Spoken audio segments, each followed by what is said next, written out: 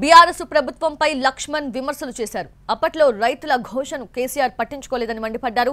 గిట్టుబాటు ధర అడిగిన పాపానికి అన్నదాతలకు బేడీలు వేసి జైలుకు పంపారని ఆగ్రహం వ్యక్తం చేశారు.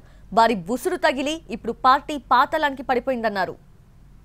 గత ప్రభుత్వము కేసీఆర్ ప్రభుత్వం బీఆర్ఎస్ ప్రభుత్వము ఆనాడు రైతుల గోస వారి యొక్క ఆవేదన వారి యొక్క అర్ధనాదాలు పట్టించుకోకుండా గిట్టుబాటు ధరకు అడిగిన పాపానికి బేడీలు వేసి రైతులను జైలు పంపితే వారి యొక్క ఉసురు తగిలి ఈ ప్రభుత్వం ఇవాళ పాతాళానికి చేరుకుంది.